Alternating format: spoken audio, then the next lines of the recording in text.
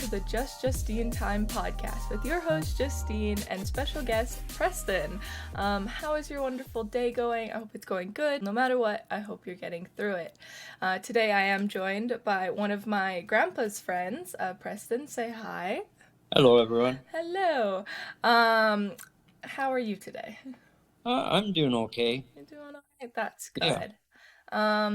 And yeah, you are going to be my guest star on the podcast today. So what brings you in today?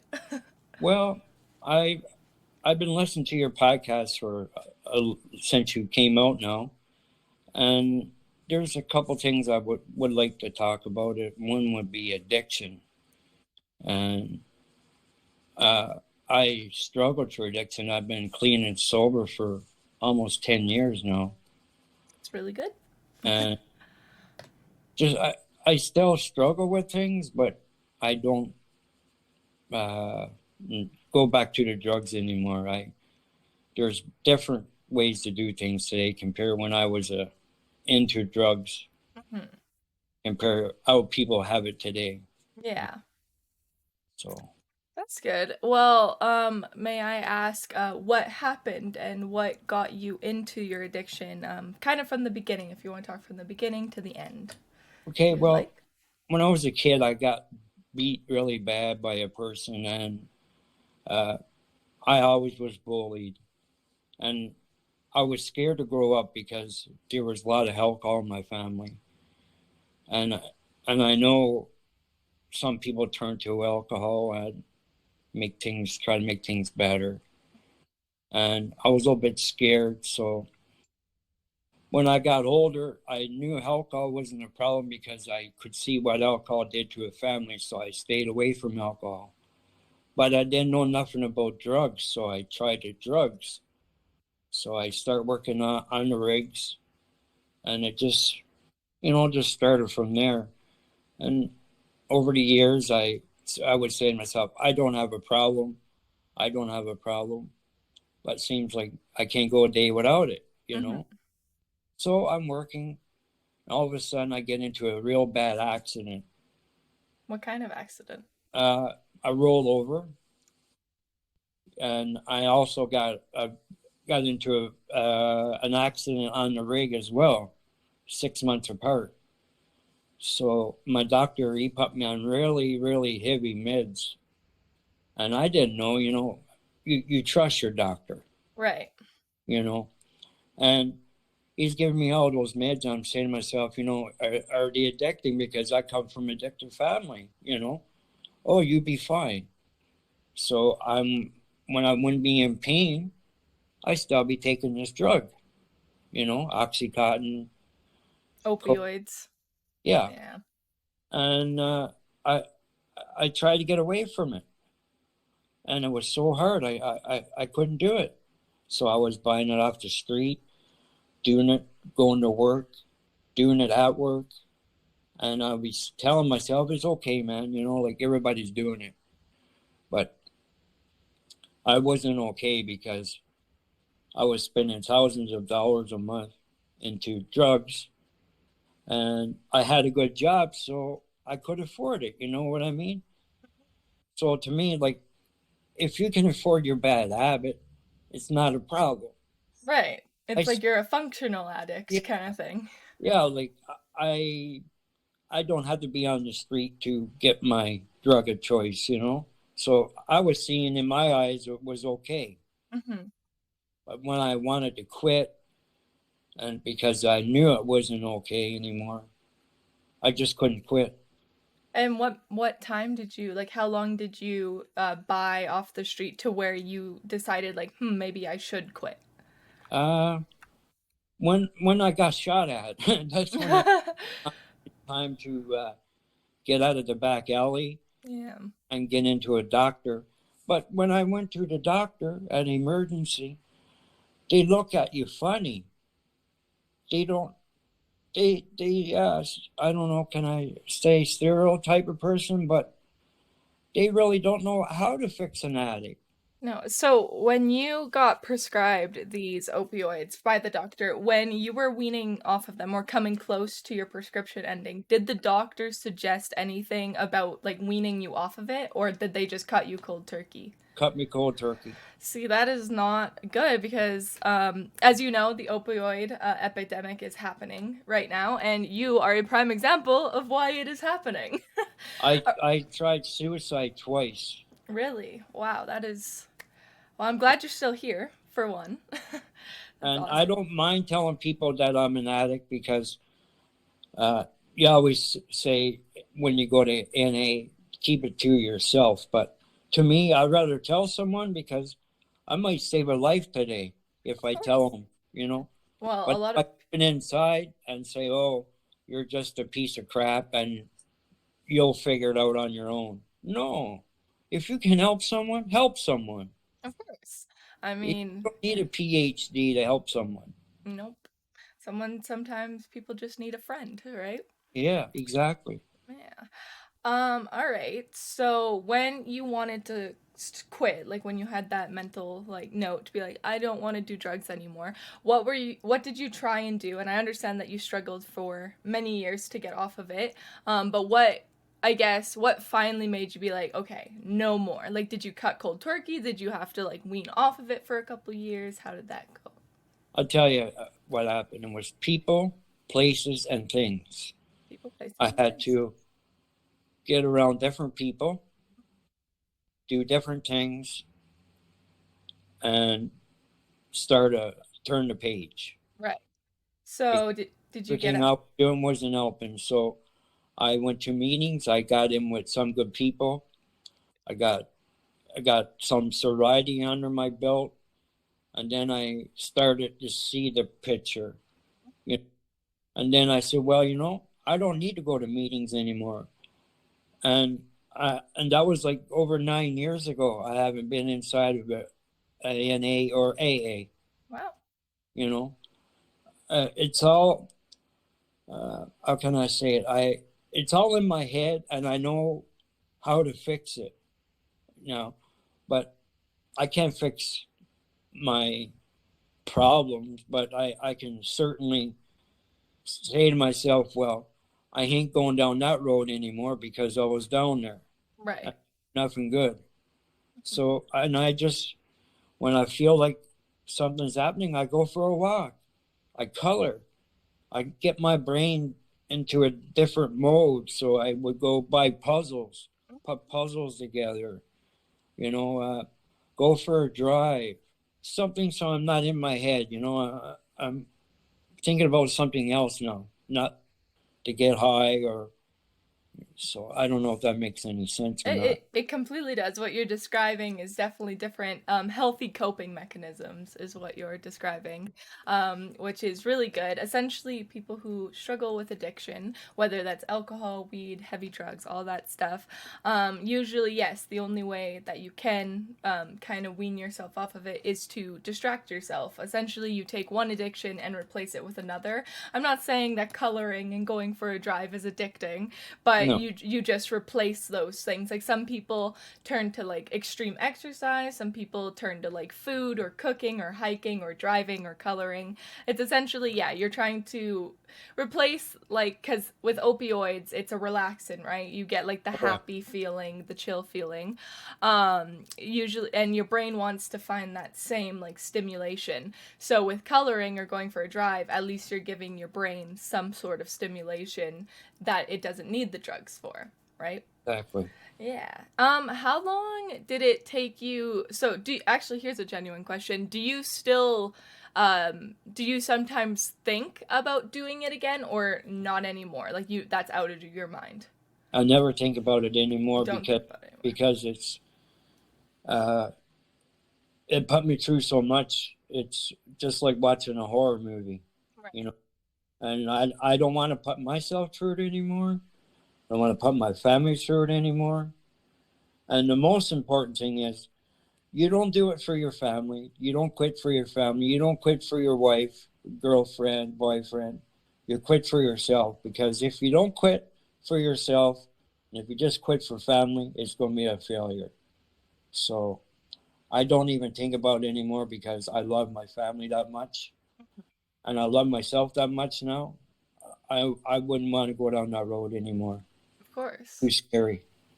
And today the drugs is totally different than what I'm used to. Yeah, so that's something that I wanted to talk about. How different, like, I guess as of what you know, why do you think it's so different? Or are you talking more about, like, how fentanyl is in drugs Yeah. now? My niece, she said to me, she said, "Uncle, I'm going to try marijuana." Hmm. I said, "Well, I can't be around you 24/7. I can't stop you what you're going to do." Right. But in my mind, I said to myself, well, marijuana is a lot better to try than cocaine, Of course. fentanyl, opiates, right? Hmm. But we had to rush her to the hospital because they have fentanyl Really? in the weed, you know?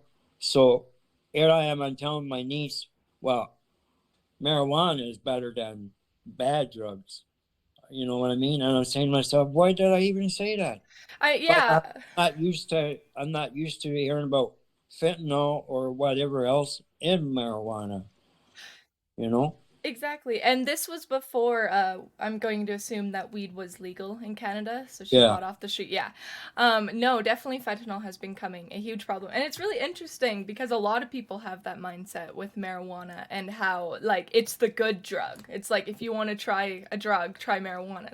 It's no harm, right? Yeah, exactly. Which is really interesting, especially now that marijuana is legal in Canada. It is essentially it is that it's a good drug, like it doesn't affect you, but in reality, it's like I don't know you. Well, I'm not sure.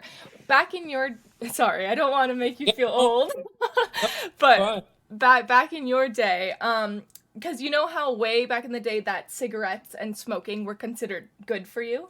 Did you Yeah, grow up in that time? yeah. Yeah. There were And that no pregnant women on the boxes or saying cigarettes can kill you or right. whatever. There There was was, commercials like that would yeah, promote smoking, right? yeah. Yeah. And then it turns out 50 years later that oh, smoking, causes cancer, kills you. Hmm. I do you ever wonder, or this is just something that I wonder about that. I wonder if that's the same thing with marijuana right now. That people are like, "Oh, it's not that bad right now," but it's because there's not enough research on it. That's my whole like thought about it. But going back to your niece, yes, fentanyl has been becoming a huge problem. Marijuana can also be laced with cocaine and all that Yeah, stuff. You have to really have like a reputable dealer, I guess. But yeah. it that really sucks. Did she ended up surviving? Like what happened? She got rushed to the hospital. Oh, yeah, she got rushed to the hospital and what did they give her? They give her Narcan, I think. Nar Narcon or no, what is it? Noxalone is also Yeah, another one. and I guess it blocks the It blocks opioid receptors. Yes. yeah. And right away, as soon as they gave it to her, she was like, Woke up. "What happened?" But now she has I don't know, she has problems with it now. Like it did something to her. What kind of problems? Like mentally, Yeah, physically? mentally, like if she even smells marijuana, she thinks she's going to get like it again. You know what Oh I mean? wow. Okay. So it sounds like she has like some PTSD from that Yeah, event. yeah. Yeah. I suffer Um PTSD as well, but that's because where I was a younger kid and I got beat all the time. And of course. I actually when this episode comes out, I just talked about my episode. Oh my goodness. My episode before this one was actually about PTSD and trauma. So, I know a little thing or two about it. Did you ever get diagnosed? Did you ever get diagnosed with anything I or did told the doctor what my psychiatrist what was going on, and he diagnosed me right then and there. with PTSD? Yeah, Wow. like yeah, I had I talked to him for a couple hours, and yeah, and he made I brought some tears to my eyes, but then he told me, well, I have this disease, so and I have another disease as well. I like like uh, an addict is always going to be an addict. An alcoholic's Depends. always going to be an alcoholic, but you just got to overcome it Hmm. and be strong. Exactly. And what helps me to stay sober, like I asked before, I just don't want to go down that road anymore. Right. is scary. Yeah, it is. So it sounds like for you, you essentially started doing it because one, yes, your doctor was your like tipping point, and then it seems like since you were working in the rigs and everything, everyone else did it. So Yeah, do you think that it was did you ever get peer pressured for it, or it's essentially, well, everyone else is doing it, so it's okay to do it, yeah, basically. exactly. Yeah. I didn't get peer pressured or nothing. I said to myself, oh, this is part of the work. Right. Part of work. This is because this is all you hear around town is right. Oh, if you work on the rigs, you're an alcoholic and a drunk That and a druggie. yep, and that's still said too. You That's know. still the same to this day. That if you Yeah, work but on the I hate to rigs. say it is not the same anymore. No. No, I have a friend. He's a consultant, and they do drug tests frequently now, like right out of the blue. You could be working today, and there is a doctor on site going to do your urine sample right now. So, Well, that's good that there's more protective measures. and what I would like to see, if you got a problem with alcohol, any addiction, you should be able to go to your company and tell them. And they shouldn't look back at you and say, well, find a new job. They should try to help you as well, like put you in the right direction. Yeah, I've actually talked about this before. It is people are seeing that you know how nowadays people are trying to advocate for more mental health days off of work and stuff. Yeah, I'm Um going into work and say, I can't come in today because my mental health is not there. I got an upset stomach. I got suicide thoughts. I right. just don't feel good. And they'll look at you like, oh, he's crazy. Either that or it's just like, well, everyone else is working, like why can't you? You know what I Mhm. mean? Even though a lot of people don't realize that mental health has a lot of debilitating symptoms, like physical symptoms and stuff.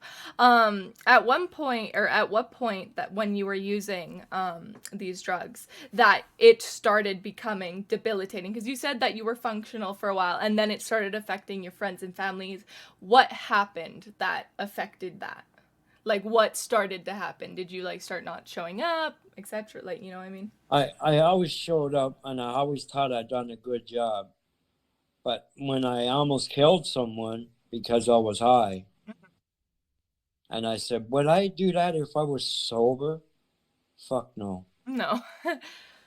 But because I was high, not in the right thought in my head, I went home and I didn't sleep for days thinking about I almost killed someone. And that's when I said, I gotta do something. Right. And I tried to go in treatment centers and all this other places. It just wasn't working for me. I had to do it on my own. Yes, it definitely seems like, especially in Canada, that our mental health system sucks. Like, it is almost impossible to get help if you're trying. Do you agree with that? Oh yeah, like if you go to a hospital and say you're a recovering addict, oh, they don't understand what you're saying to them. They just look at you as either a bum on the street or you don't care about society and that's why you're doing your drugs. And the people that's in there, they're not trained. They might go to school for say 4 years, and in the 4 years they go to school, they might get trained about being an addict for a day. Right. Or like a So semester, yeah. yeah, like they don't get enough of time to understand what a person's going through. They And just that get a pill, say take this pill, put it under your tongue, and make it all better. I don't want no more drugs in me. right.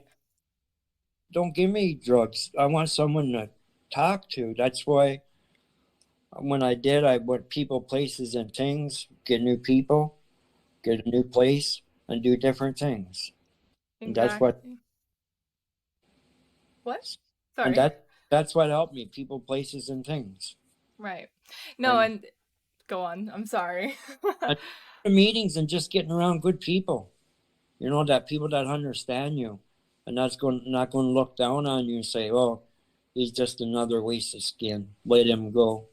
Yeah, it really sucks that people view addiction and all that in that way, where it's people are like, "Oh, you're just a waste of space. Like you just are ruining your life." When in reality, usually people who use drugs and everything, it's more of a cry for help, more than I want to do it. Because people who are so far down in addiction tend to not know how to escape. It's like their way of life, and then when they do try and get help, people turn a blind eye to Yeah, it. It's the same with like homeless people. Like we have a huge homeless problem everywhere around the world, and yet they're known as like the invisible people because yeah. no one wants to help them. But I help the homeless people. Like I go to Tim Hortons every day, and I buy a couple of Tim cards, and I'll give it to them. That's And good. they're like, "Thank you." It's like, no, you don't have to thank me, man, because I was almost on the street at one time, and I know things ain't easy, and I know you're not a bad person. And Yeah, even if they do drugs, it's not the person; it's the drugs that's doing it to them. yeah, If exactly. they could quit drugs, they would quit it. They're a they're a totally different person. It's not like if they're stealing, they probably never stole a day in their life. But when they become an addict, they need their drug. You'll do anything to get it. I mean, anything. Yeah, people, yeah, anything from prostitution to stealing to anything that gets you anything, right? Yeah, yeah. Yeah. I was in Calgary a couple months ago. I was just sitting in the parking lot. A guy didn't even know me. He comes over. He goes, "Hey, you want to buy some? You want to buy a pint of fentanyl?" It's like, Really? to be a cop. He says, "Yeah, you lock me up for one day. I get a meal, somewhere to sleep." That wow. That actually, yeah, I've heard there was actually a what's it called? There was like what do you call it? A report, I guess. There was a report done where actually this older guy, I think he was like 59 or something, that he did the exact same thing. But he went to a bank and he robbed the bank for $1 just so he could go to jail and get food and a shower. Yeah. Which is awful, the fact that you have to go to jail to get some sort of care, right? It's like the other night I was at Tim Hortons and I seen a guy steal a cup, like Tim Hortons cup that's like $20, Right. and he walked right by the police officer. I told the police officer, I said, he just stole that cup, you know, and because he's known to the police, the cop just took it from him and put it back on the counter. I said, what would happen if I would have took it? He said, you probably would have got a ticket. I said, why is he not getting a ticket? Right. He's because he's homeless and he's got no money. That's so interesting how cuz with law and law enforcement, you are taught. I took a 1 year course in law, and what we are told is that you are not supposed to have bias Yeah, against anyone, and that is like complete bias that you just explained, where if you're known in the system, it's like, oh, it's whatever. But yeah. if it was someone else, and that's kind of goes on to the whole topic of straying off topic a little bit, on how the justice system is totally messed up, I guess, because Oh, it's totally.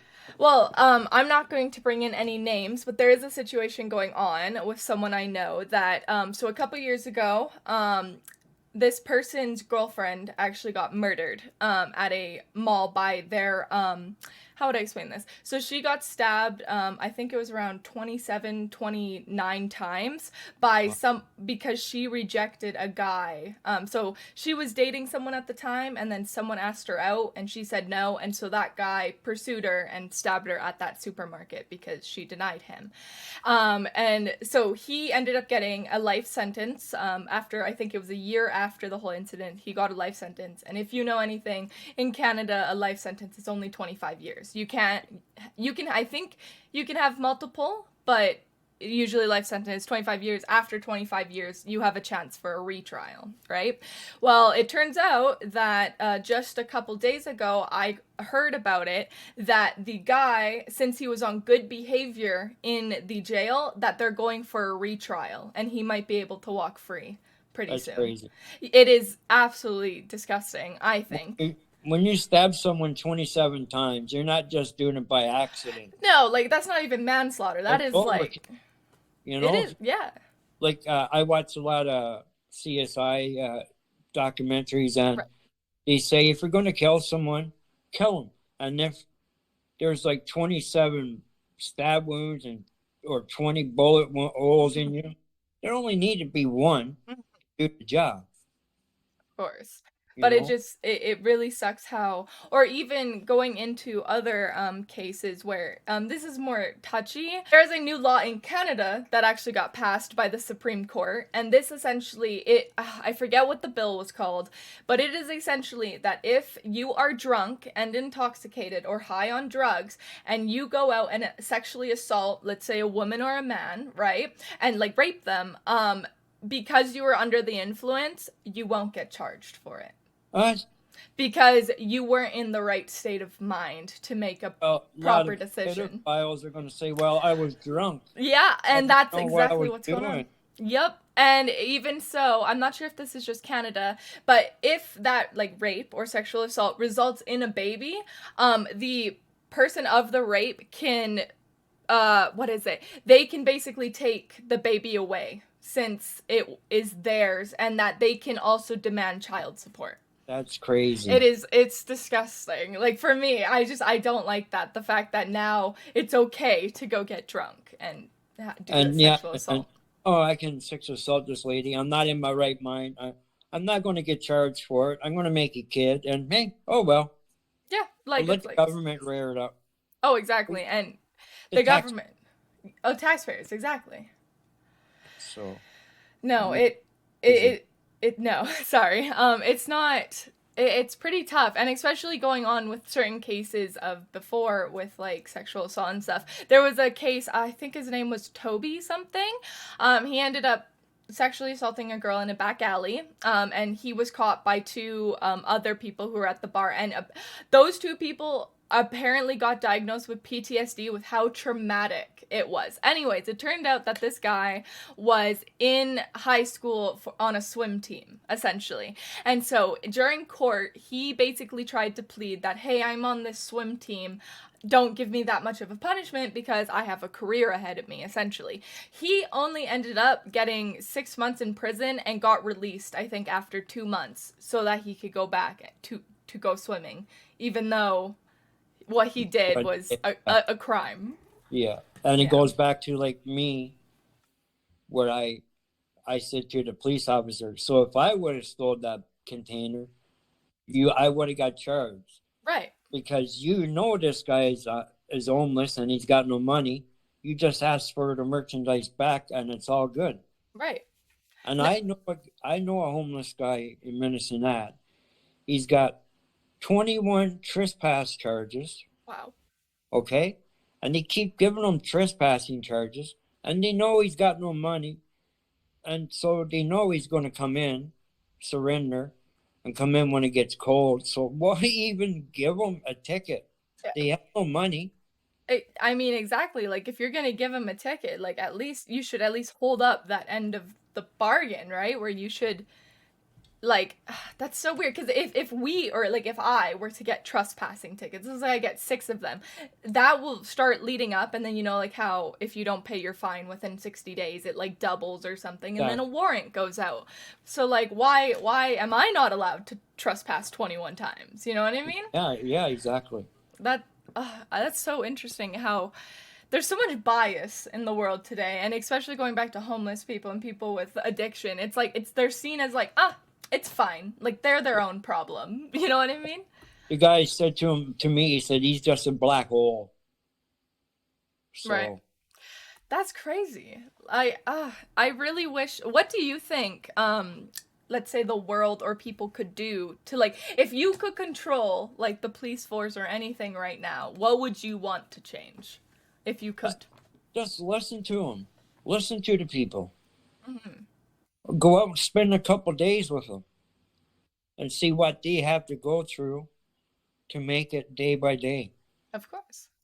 And like for me and you, we can go jump in the shower right now and cook bacon and eggs. Right. But a couple years from now, we could be that same person. Mm-hmm. So I think people should learn more about if they're downsizing someone before they talk about the person, do what the person's doing. Right. Because like I said before, that person could be a good person. The only thing that's different, he's an addict or she's an addict, and she's only doing it for a drug of choice. Because if she had it back, she would love to have her kids at home, bring them to school.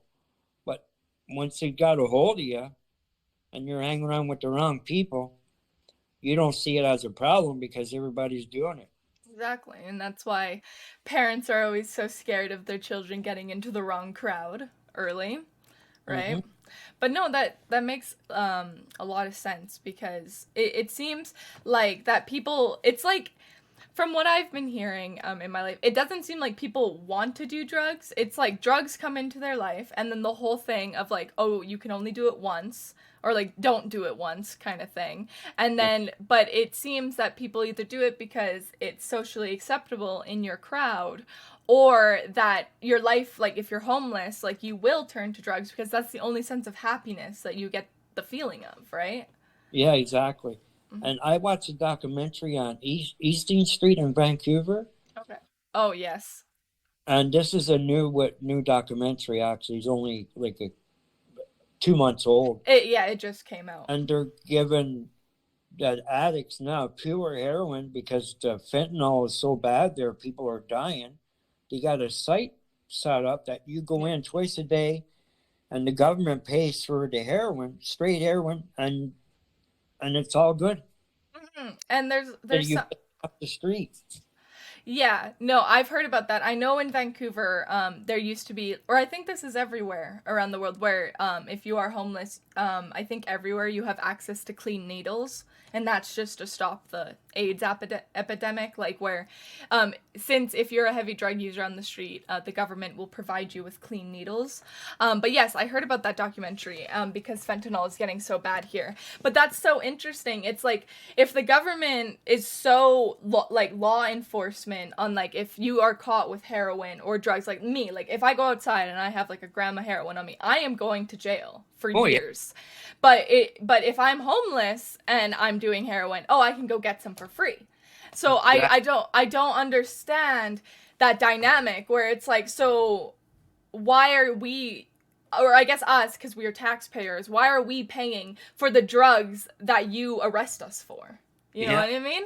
yeah, And that is really interesting because I understand that like they're trying to get rid of the fentanyl problem, but you're making it a bigger problem because I'm pretty sure if you could go in, if I like ratted up my hair a little bit and claimed that I was homeless, do you think I could get a gram of heroin? You know what I mean? oh yeah, for sure. Yeah, and that's awful. I think it's awful because I feel like, and even so, even if you're in a homeless situation, like you are just gatewaying so that they never get better, And it's right? like, and I was told my friends that live in Vancouver, you can sit on the police station step and shoot up, Wow. and they might say something or they mightn't say something, depending on who it is.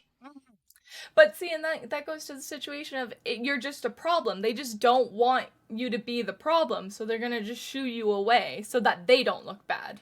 You know Yeah. what I mean? So Ugh. if they want to know what it's really like and they really want to help someone, just jump in their shoes someday and say, I'm going to go out with an homeless guy. I'm not going to do drugs. I'm going to let him do drugs, but I'm just going to see what it takes for him to get his drugs. And after he gets his drugs, what does he do? I can tell you what he does. He gets high, and then he thinks about going out again before he gets sick to look for more drugs or break in places, steal things, and sell it. So like just dip in their shoes someday instead of saying, "Oh, they're just a waste of skin." Of course.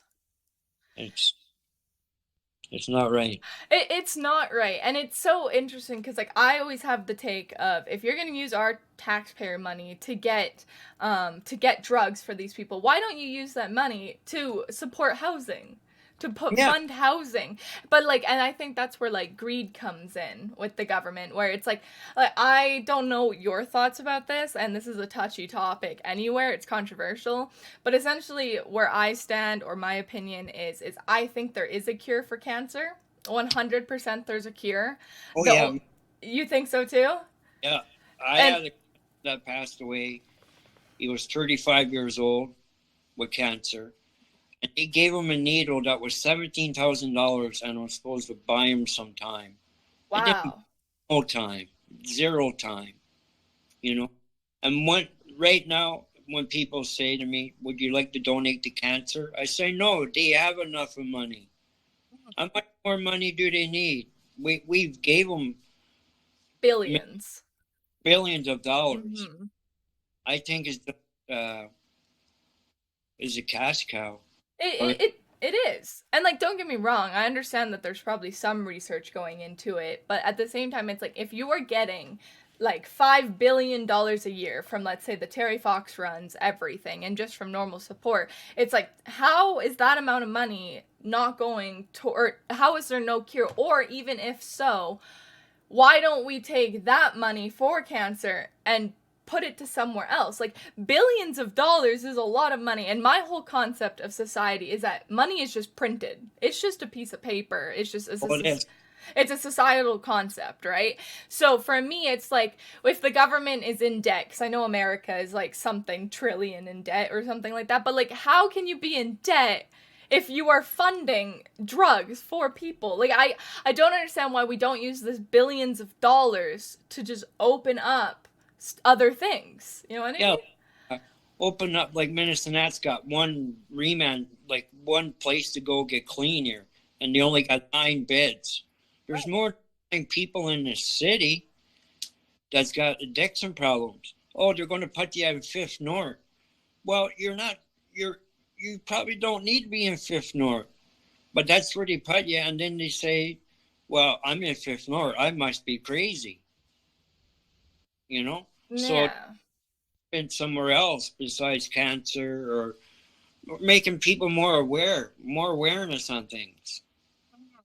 Well, and like the fact that there's only 9 beds, it's like, okay, well, what deems one person worse than the other? You know what I mean? It's like, oh, well, you've been doing drugs for 5 years, but you've only done drugs for a week. So we're going to take the 5 year person because they need it more, even though that 1 week person could probably get turned around faster than the 5 year person. You know what I mean? Yeah, you'll have withdrawals, but it won't be like as the 5 year person. Right, where like you get deliriums and stuff. Yeah, like it's so crazy. Like I know in Swift Current where I used to live, there was I forget what it's called, but it was a homeless shelter, but it was for teenagers. And it was essentially that if you got kicked out, like if you had bad family life and stuff, you could go to this house and they will provide bed, food, and everything. And so they were asking money for the government because they wanted to be government funded because they couldn't do it on their own. And the government sent them a letter saying, no, we cannot fund this because I forget what the reasoning was, but they just said they couldn't fund it because it wasn't, I guess, government, whatever. So they had to shut it down. And I remember at the time, I was friends with 2 of those people who were in the homeless shelter. And like they were like crying and absolutely a mess because they were going to have to sleep on the sidewalk again because the government refused to help them. Yeah, and that shouldn't be, No. Like, there should always be beds for everyone in Canada. There shouldn't be no homeless people.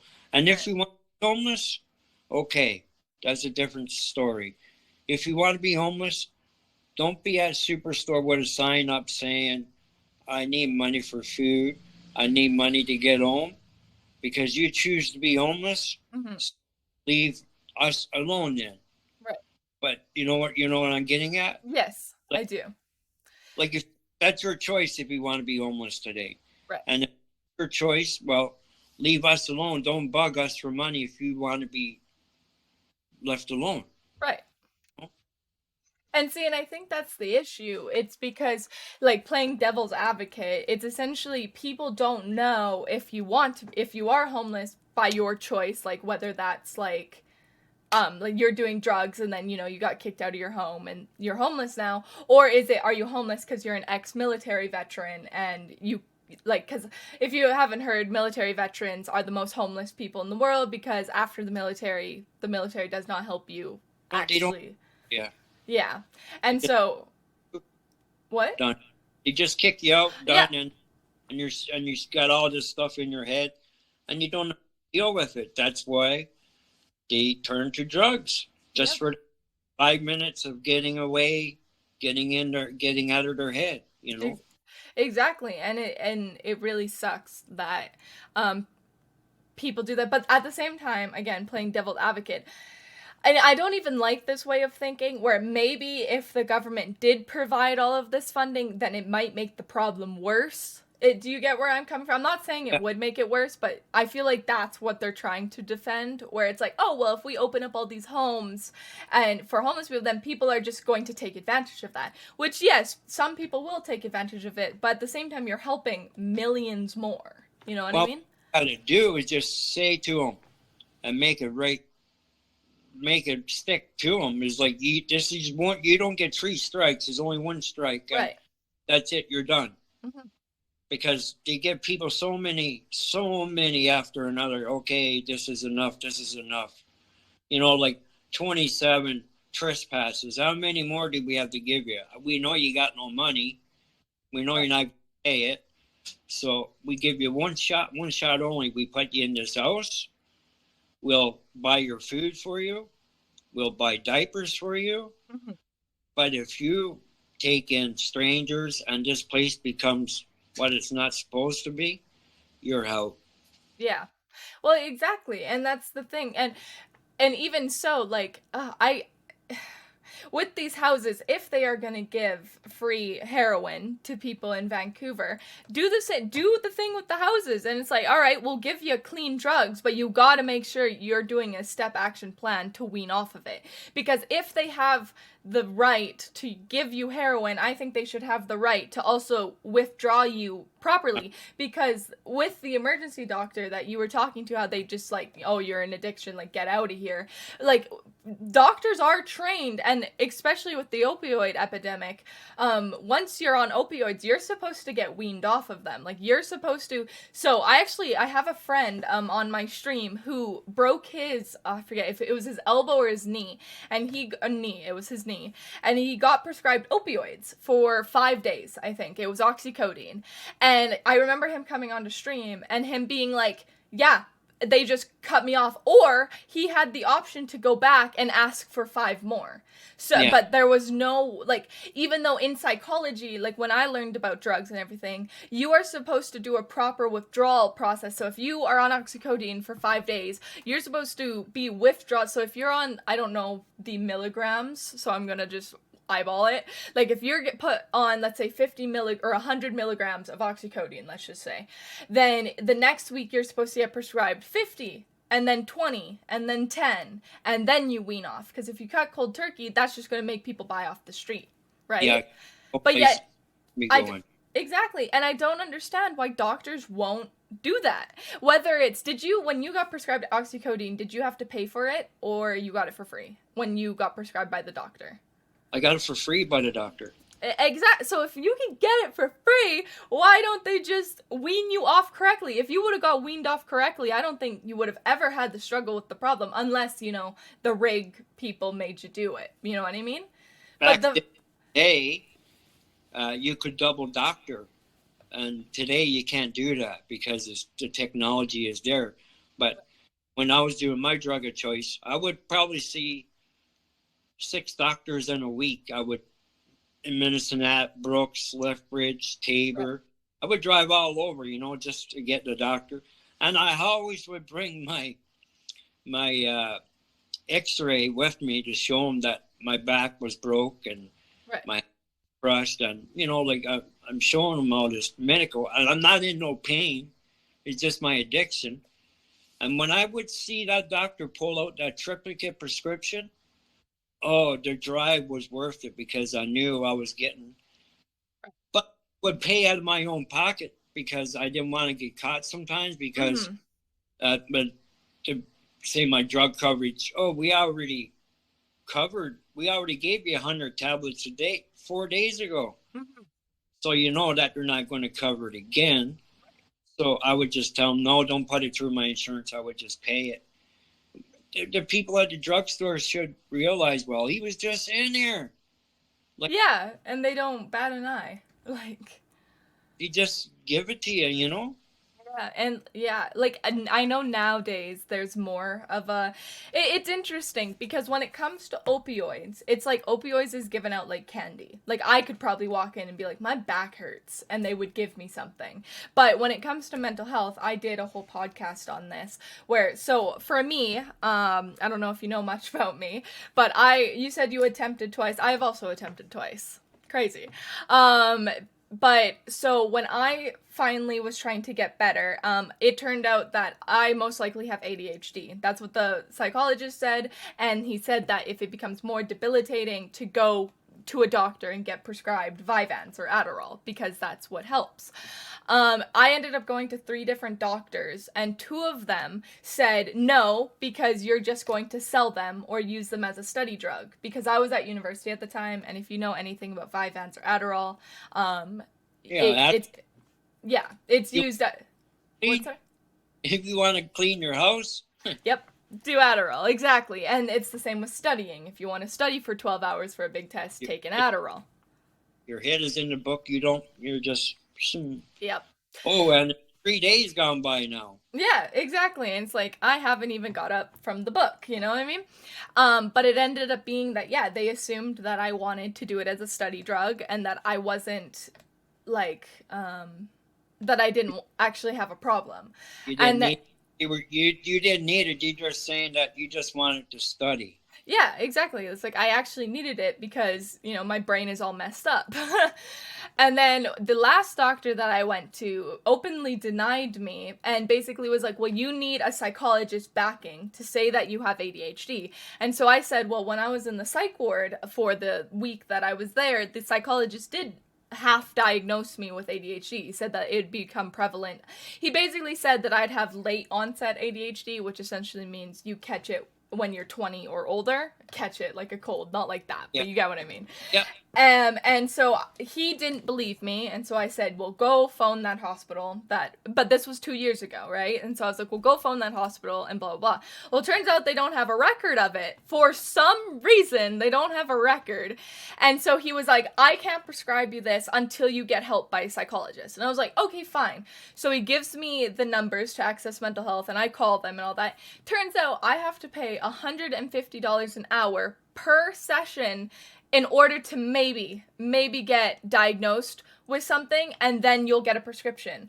But if you're not under insurance, Vyvanse can cost up to $200 a prescription. And it's just like, is that just a money grab at that point? It is a money grab. Because it's like, I'm not trying to say I self-diagnose myself because I'm a psychologist, but because I'm in psychology, but it does suck that I never went through with it, and even so, my boyfriend, he wanted, to get, like, therapy as well, just because, you know, therapy's good for you, but no, it's $150 an hour. It's like, who in their right mind can afford that? Unless you have rich parents. Like, But that's where this comes in again now. Where the government is paying for heroin, paying for a lot of things, and paying for cancer, but they won't help this poor person that's got PTSD or what's the other one? ADHD, depression, whatever. Like, to them is just, oh, here's a pill, take it, and then you're good. But they don't realize that I don't want to take the. Exactly. I need someone. Sometimes just talking to someone is better than a pill. So, if more about it, life would be a lot easier.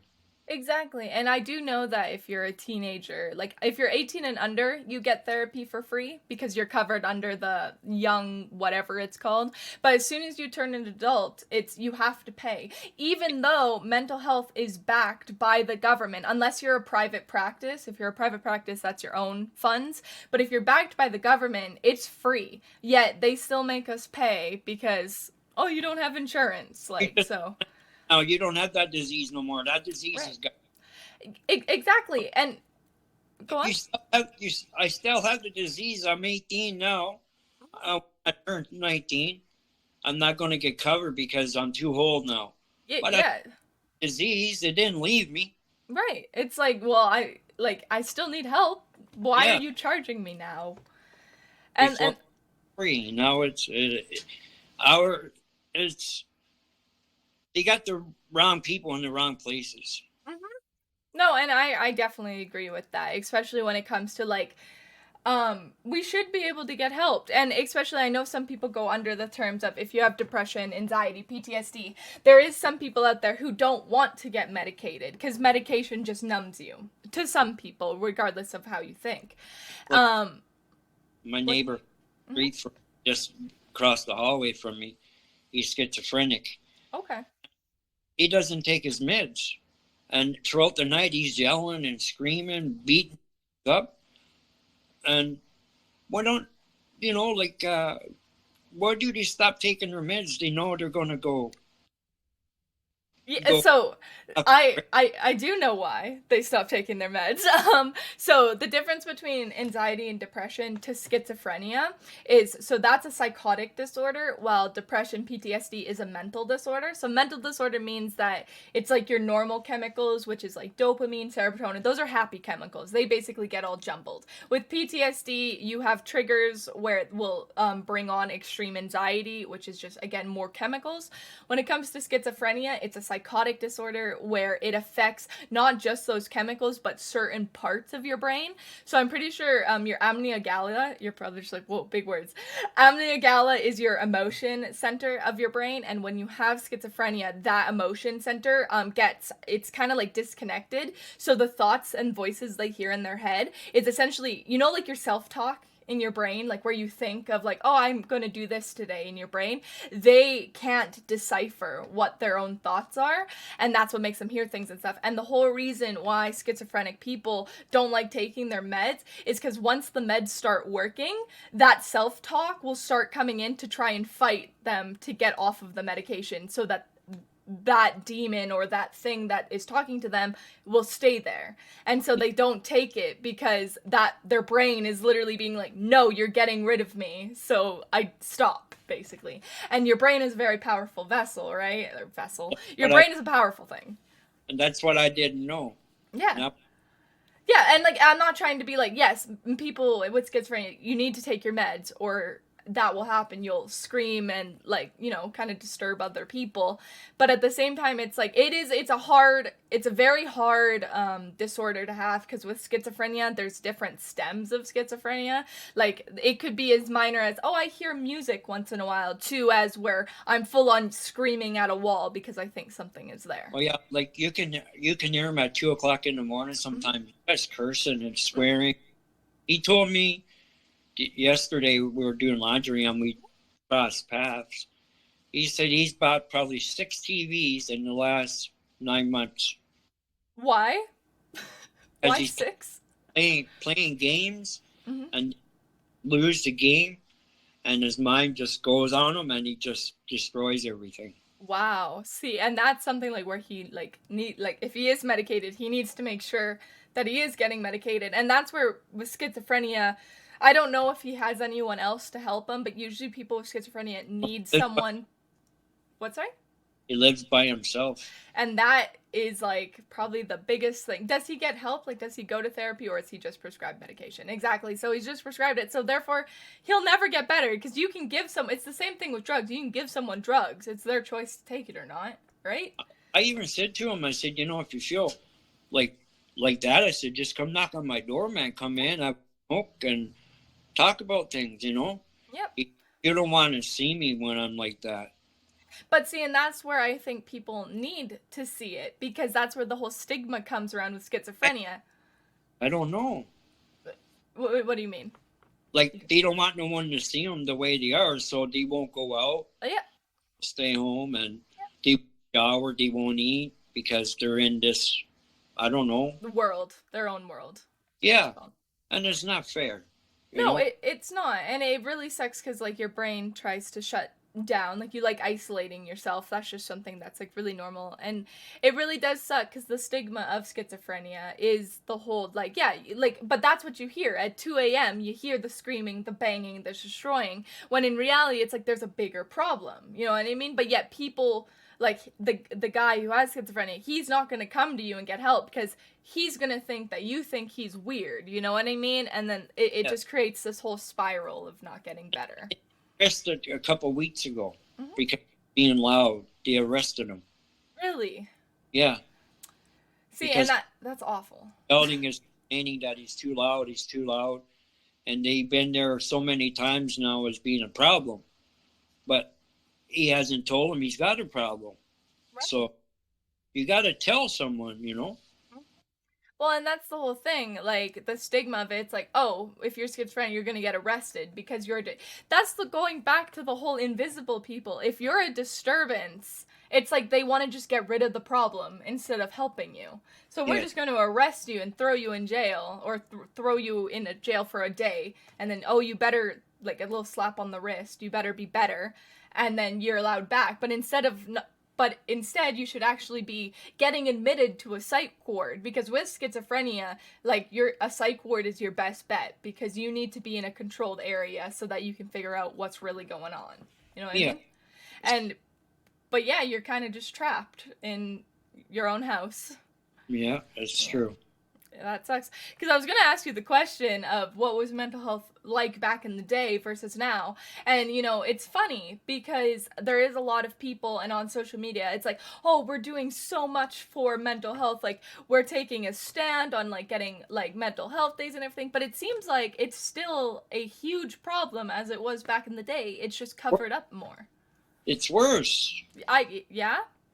Yeah, like my buddy, I don't go to NA meetings anymore. Not because it helped me, but I stay in good contacts with people that's in there. They have 3 meetings a week, and every meeting they have, there's always somebody new coming in. Always somebody new, you know. So if there's someone always coming in, it ain't getting any better out there.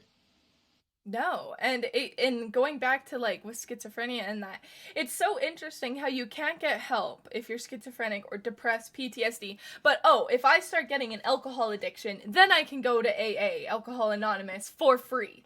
But Yeah, I need to have a debilitating, like I need to go get an addiction first to get help. And therefore, it's very hard to get out of that. Like I really wish that society or the government today would, why can't we just, like, what is it called, like hit the nail on the head right away?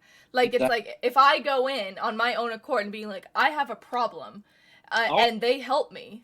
all you got to do is listen to us. Listen to us. This guy got 15 years of uh, being a psychologist, but he hasn't done drugs in his life. Yeah.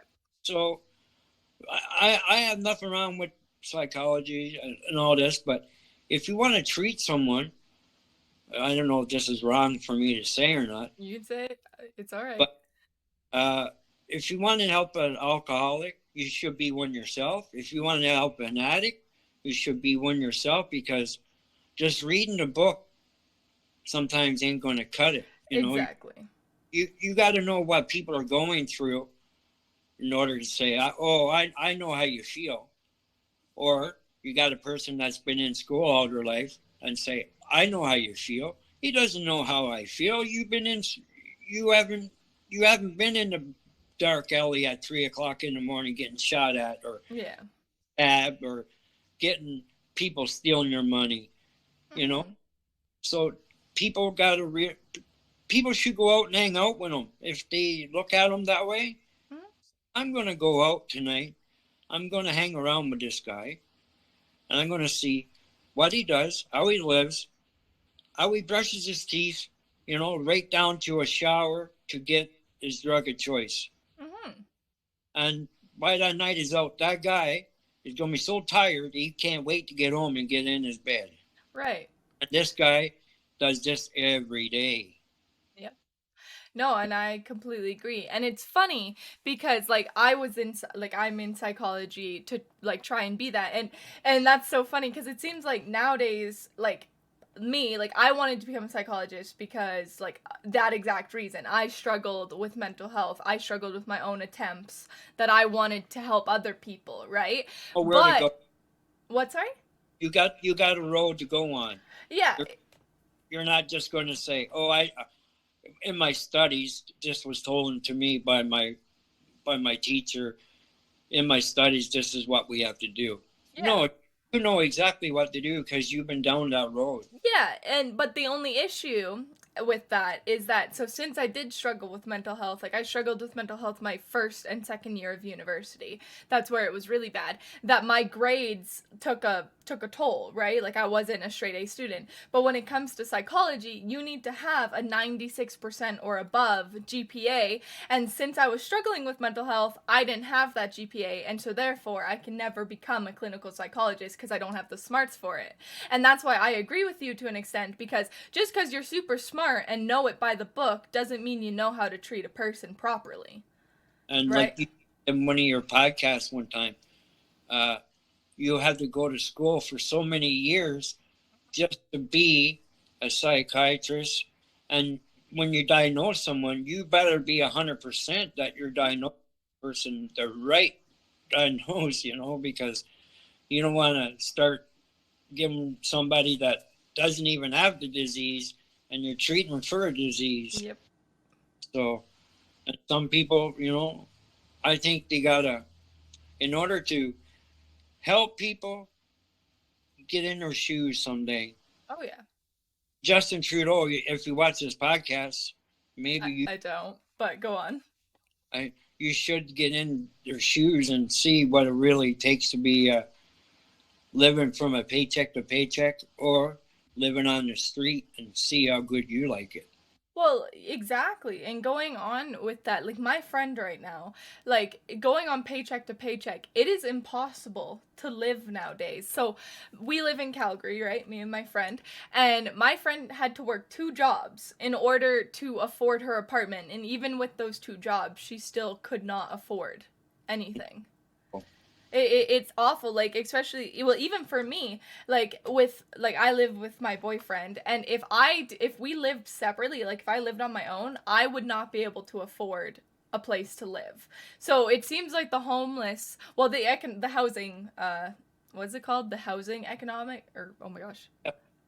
Yeah, regardless, housing is so expensive. Like, for a 1-bedroom, I don't know if you know, for a 1-bedroom, 1-bathroom in Calgary, right now I pay $1,250 a month. $1,250. And I got a 1-bedroom apartment, and I pay $695. $695. Do you pay utilities or utilities in? I pay $100 for utilities. So around $795 then. We'll say. Yeah. And even so, $795, like, that's fine. But at the same time, it's when you're living, if you're making minimum wage, I don't know what minimum wage is where you are, but in Calgary here, or Alberta, it's $15 for minimum wage. And even if you're working full time at that, you make, I don't know, 1,000, so 2,000 a month, let's say. Yeah. Like, okay, so $795 goes to your rent, and so that leaves you with like $1,200 left over. Okay, well, that $200 needs to go to groceries, and you're just going to be in a constant cycle of paycheck to paycheck, and you're never going to be able to buy a house. And that's the whole problem. And what are you going to get for $200? 6 bags of groceries. Exactly. Like, grocery, like, me and Ryan just went grocery shopping yesterday. It was $218, and we don't even have a full fridge. Exactly. Like, it's awful. It seems like going homeless is better than trying to live. You know what I mean? Not trying to say that at all. No, I know what, and people throw away so much food because, it's going to be expired in a couple of days. Yeah. Give it to somebody. Yeah. Like, when I go to Tim Hortons, I buy all the donuts before they throw them out. I get a discount on them. All the donuts, and I give them out to the homeless. See, and that's something, there was actually a law that was implemented, because before Tim Hortons actually, or I think it was Dunkin' Donuts in America, that when at the end of the night, they have to throw out their donuts, right? And at the end of the night, they would always give them to people. Like, they'd give them out for free, or even to the homeless. But then the companies are like, no, you're not allowed to do that, because people are just going to want free donuts. And now that is why they have to throw them away now. Yeah, but see, what some people are doing, they'll put all the donuts into boxes in a garbage bag, and they don't throw them in the dumpster anymore. They lay them by the dumpster. That's smart. And they're in a garbage bag. So, hey, once they leave the store, yeah, it's free game. Yeah. Mm-hmm. Yeah, it's funny because in America, so that's called technically dumpster diving, right? I'm not trying to say people dumpster dive, but that's what it's called. And in America, there's actually a law against dumpster diving. So if Tim Hortons, let's say there's a Tim Hortons in America, were to do that exact thing and a police officer caught you picking up that garbage bag, you would get fined for it because you're even not allowed to. even though the guy hasn't eaten Yep. in 5 days, you know. Yep, and it's literally rummaging through the Now, dumpster. now you're going to arrest the guy, put him in jail, taking up room for a pedophile that should be in there, feed him anyway. Just let the poor guy take his food and go. Yeah. He's only doing us a favor by eating in it, you know. Yep. Like, there's no harm. Yeah, like I seen people like on documentaries, they would show you what they get. Like it was in New York City. Those guys were pulling out, going in the back alleys of high-end restaurants, and some people just eat a little bit off their plate, and that's it. Yeah. And that gets just put in the garbage. But if you don't mind eating out of the garbage, you're going to get probably a nice steak, potato. Yeah. You know? But some people just I don't know why they're scared or not allowed to help. Because if I had a restaurant, I would just put a sign up saying, you know, if you eat our food after hours is thrown out, we're not responsible for any sickness. Right. Exactly. Yeah. And just your own bum. Mm-hmm. Because some people will, I got sick eating in there. No, you got sick after you're eating in there. You have never been in my restaurant. You know? Of course. No, and that's the thing. It's people will do that. They'll try and sue you. Even it like there's like a bad apple, right? There's always someone who will ruin that. And so that's like the sucky part. But no, like I agree. Like there should be more soup kitchens. Like there should be more places where you should be. Because I think that just housing and food, like should be free to anyone. I don't understand why we have to pay for it. But I understand that money makes the world go round. But it's stupid. But if you can't help a person, either it takes your last $5 out of your pocket. To me, anyway, that's how I feel. I know it's not a lot. I always try to help, always. Right. But sometimes, you know what, you go to a grocery store, even before you're done paying for your groceries, the teller is obligated to ask you, do you want to do a donation today? Right. And doing that, I said to her, I can't donate every day, you know? Right. But why can't the government jump in and take that burden off of other people? And you know what's funny? Speaking about donations, and like you're talking about like the grocery store donations, right? Or like just the like Tim Hortons donation. Just yesterday when we were out grocery shopping, we had the same thing where it's like, oh, if you spend $2, you can do it to the Child's Hope Foundation or whatever.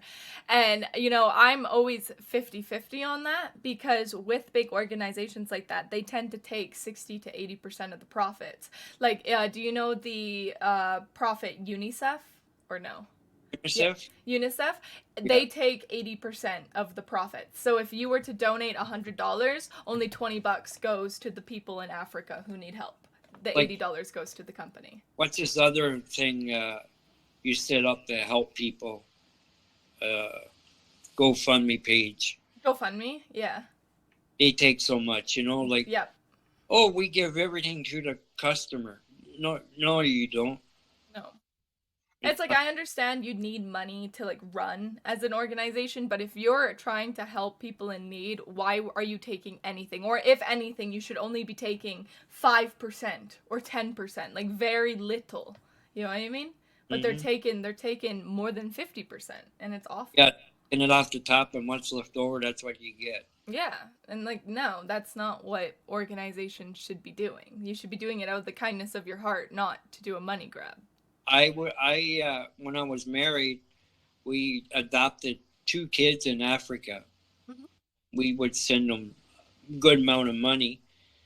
And I sent a cell phone one time because they were brother and sister. They never did get the phone. That sucks. And the people that got the phone, they sold the phone, got money for it. And the money we thought that we were sending to the kids, Mm-hmm. like school for their clothes and all that, they were only getting $2. And I think at the time we were spending $300 a month for 150 on a kid. And That's crazy. that's good money for a kid in Africa. Yeah. And the kids weren't seeing it, you know. Wow. Passed away to starvation. Yeah, that's terrible. How would Absolutely terrible. that be when you're sending money over there? And people still keep asking today, do you want to adopt a kid, overseas? And now a lot of people don't do it because they know they don't get the money that they send to them. Exactly. And then that's it. It's because these companies are using good people. You know what I mean? Mm. Yeah, not good. Well, we talked about a lot today. Is there anything you would like to say? I know we have been saying it throughout, but as a final message, is there anything you would like to say to people who might be watching this podcast? If you think there's something wrong, just go to the doctor and tell them your problem, and speak to people, talk to people, and explain to them, what your situation is, and is there any help for me, and go to meetings, even if you might say, no, they won't work for me. Give it a try. Just once. Just try it one time. And when you do go somewhere, just don't say I'm an addict and I've been an addict for 9 years. Explain to yourself why all this came up. Maybe you might get someone that will listen to you. But for me, people, places, and things, that's what made me sober today. So, yeah. That's really good. No, I'm so happy that you are where you are now, and I do hope that things in life are going a lot better than they were. Oh, yeah, they are going. That's good. I take the right steps. That's And one good. day at a time, or sometimes 1 second at a time. Don't make things complicated. Exactly. Oh my God, tomorrow I got to do this and that and that. That's just going to make it worse. Just wait for tomorrow to come. Mm-hmm. Then deal with it. Exactly. Don't deal with it today. So, And that's really good information. So, but no, seriously, thank you so much for being on the podcast today.